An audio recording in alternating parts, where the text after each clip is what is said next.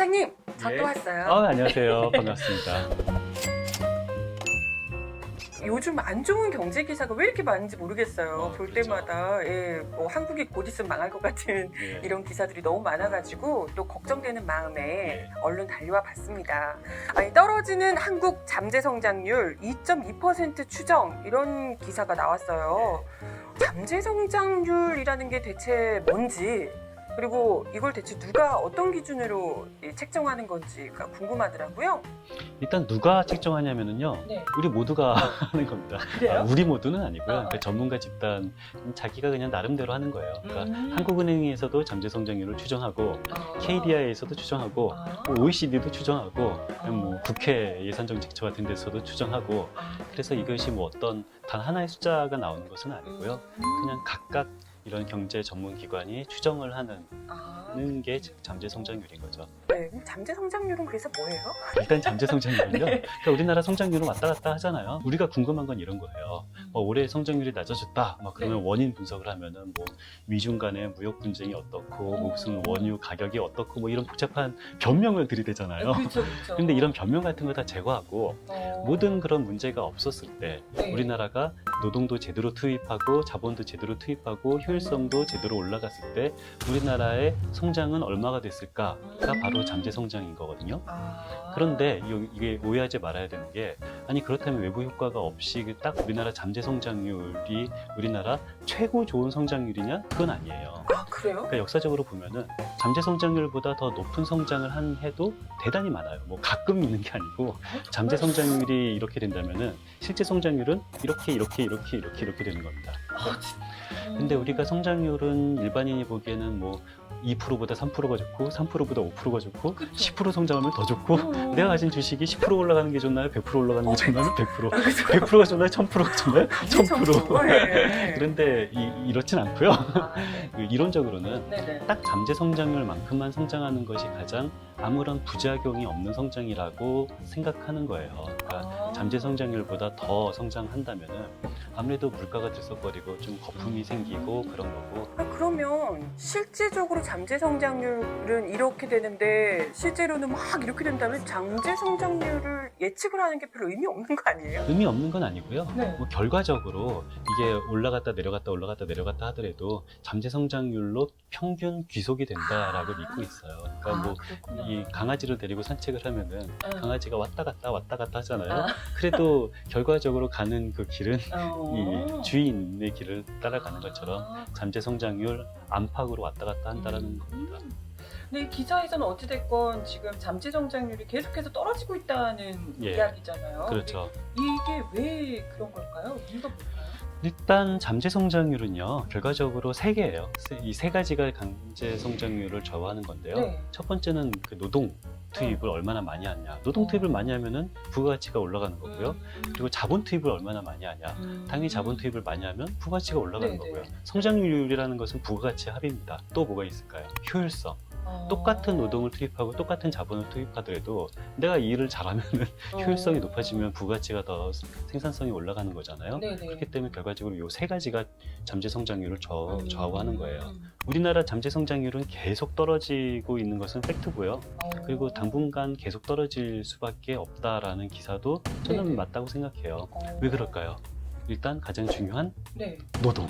아. 우리나라 노동이란 것은 인구잖아요. 그러니까 이 그렇군요. 인구가 이제 앞으로 계속 줄게 된다라는 것은 예측 가능한 거고요. 보통 경제하는 사람들이 절대 하지 않는 거가 있어요. 예측이거든요. 그러니까 뭐 시장에 있는 분이야 뭐 먹고 살려니까 네네. 계속 예측을 되든 안 되든 계속 하지만 다들 하시던데. 그렇죠. 그런데 이게 좀 이렇게 경제 이론을 하시는 분은 네. 절대 예측하지 않아요. 때려도 예측하지 않아요. 그래요? 그런데 거의 예측을 하는 몇 안 되는 부분이 인구입니다. 인구는 이게 예측 가능하거든요. 우리나라 인구는 계속 줄어들 것은 예측 가능하고 인구가 줄면은 잠재 성장률은 줄 수밖에 없습니다. 그러면 우리나라가 지금 계속해서 떨어지고 있는 이 잠재 성장률의 주요한 원인이 인구 때문이다. 예, 인구가 가장 중요한 거고요. 그렇다면 자본 투입이 점점 이제 많아져야 되는 거고 생산성 향상이 점점 굉장히 더 좋아져야 되는 건데 이게 선진국의 함정이기도 해요. 개발도상국 같은 경우는요, 인구도 막 늘고요. 네네. 그리고 자본 축적도 점점 막 되고요. 그리고 생산성 향상도 점점 막 돼요. 왜냐면 지금 현재가 너무도 비효율적이기 때문에 그냥 무주공산에 깃발 꽂으면은 이렇게 돈을 벌 수 있는 기회가 있는 거죠. 근데 지금 우리나라를 비롯한 선진국들은 지금 시장 참여자들이 현재도 충분히 효율적이에요. 그렇기 때문에 뭔가 지금보다 더 효율적인 방식을 개발하지 않으면은 이게 시장에 참여하기도 어렵고 경제 성장이 되기도 어렵죠. 그래서 이것이 어떤 점점 선진국이 될수록 이 잠재 성장률은 낮아지는 것은 너무도 일반적인 일이고 모든 선진국이 다 이 선진국의 함정에 빠져 있죠. 이 기사 중에 이런 사설로 이런 것도 나와 있더라고요. 예. 2%도 버거운 잠재 성장률, 미래가 캄캄하다는 얘기다. 예. 얘기 들어보면 진짜 앞으로 우리 어떻게 해야 되나 그렇죠. 걱정이 되는데 이게 정말 이렇게 암울한 이 미래를 예측할 만한 일인가요? 어때요? 근데 저는 뭐 그렇게 미래를 캄캄하다고 보지는 않고요. 진짜? 잠재 성장률이 떨어지는 거 팩트입니다. 어. 그럼에도 불구하고 저는 미래가 캄캄하다라고 생각하지는 않는데요. 왜냐면 저는 더 궁금한 게 네. 우리나라 전체 GDP보다 1인당 GDP가 더 궁금해요. 그러니까 우리나라 GDP가 지금 현재 2,000조 원 정도 되거든요. 네네. 근데 그것을 인구로 나누는 것이 1인당 GDP잖아요. 그쵸. 선진국 기준은 전체 GDP가 아니라 1인당 GDP예요. 중국이 우리나라 GDP보다 훨씬 크죠. 그렇죠. 뭐 인도, 뭐 이런 뭐 러시아, 뭐 굉장히 GDP가 뭐 우리나라랑 충분히 자웅을 겨룰 나라들인데 1인당 GDP는 인도, 러시아, 중국이랑 우리나라는 비교가 안 되잖아요. 제가 꿈꾸는 거는 1인당 GDP가 높은 나라에서 살고 싶은 거거든요. 그런데 2인당 GDP가 3만 불 수준인데 이것이 5만 불, 6만 불, 7만 불 되면은 더 우리 국민들이 더 풍족하게 소비를 누릴 수 있는 거잖아요. 인구가 줄면은 GDP가 늘어나지 않는다. 팩트입니다. 근데 1인당 GDP는 나쁘지 않죠. 인구수로 나눈 거기 때문에. 그렇다고 해서 인구가 준다고 했을 때 반드시 이렇게 노동 투입량이 줄어드는 것만은 아니에요. 왜 그럴까요? 지금 대한민국 국민이지만 경제활동에 참여하고 있지 않는 사람을 경제활동을 하게끔 하는 것이 바로 잠재 성장률을 높일 수 있는 방법인 거고요. 다행이든 불행이든 우리나라 여성 경제 참여율은 선진국 대비 굉장히 낮아요. 뭐 다행인가? 그러니까 미래를 위해서는 차라리 다행입니다. 왜냐하면 개선의 여지가 너무 많아요. 선진국은 그렇군요. 이미 개선의 여지가 별로 없는데 우리나라 같은 경우는 어떤 여성의 경제 참여율 같은 것들에 대해서 저 같은 뭐 무식한 경제하는 사람들을 보기에는 여성 인권도 물론 중요하지만 우리나라 경제 성장을 위해서 어떤 성평등이나 같은 것들이 더 중요하다라고 생각이 드는 거고요. 어떤 직장에서 성평등이 돼야지 여성이 계속 이 경제 활동을 하지 않겠습니까? 그렇죠. 이민 정책도 저는 그런 측면에서 어떤 굉장히 중요하다라고 생각을 하고요. 그리고 이것보다 더 중요한 것은 기술 개발인 거죠. 어떤 기술 개발만 된다면은 인구와 어떤 자본 투입과 상관없이 경제 성장은 계속되는 거거든요. 근데 이런 식으로 기술 개발 적극적으로 투자를 하고 적극적으로 기술 개발을 하기 위해서 꼭 피해야 되는 게 있어요. 뭐예요? 이런 암울한 예측입니다. 그래요? 암울한 예측. 그러니까 이게 뭐 사회과학이나 이런 언론 보도는 자기 실현 가능성이 있다라는 말을 하거든요. 이게 무슨 소리냐면은 예측을 하면은 그 예측대로 예측을 실현을 하는 그런 효과가 있다라는 얘기예요.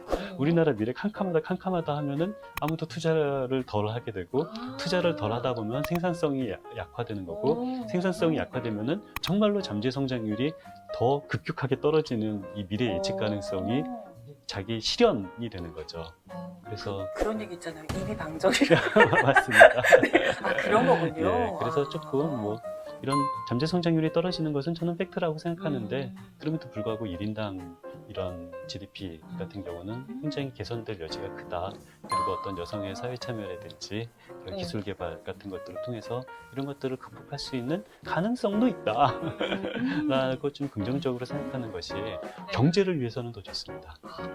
아유, 경제 기사들이 앞으로 좀 더 그래도 좀 긍정적으로 많이 좀 써주시라고 얘기를 좀 해야 되겠네요. 예, 그죠? 뭐 그렇다고 뭐 긍정적이라는 것이 뭐 거짓말을 하시라는 건 아닌데요. 문제는 이런 식으로 뭐 미래 캄캄하다는 얘기다라는 이런 굉장히 센 말을 쓰는 이유는 뭐 정말로 이런 사회가 바라는 것도 아니고 결과적으로 마케팅이거든요. 공포 마케팅이 최고의 마케팅 아닙니까? 네네네. 그렇기 때문에 이런 저는 솔직하게 쓰는 것이 가장 좋은 거죠. 네. 낙관적으로 써라라는 것은 아니지만 네. 최소한 공포 마케팅은 피하자라는 겁니다.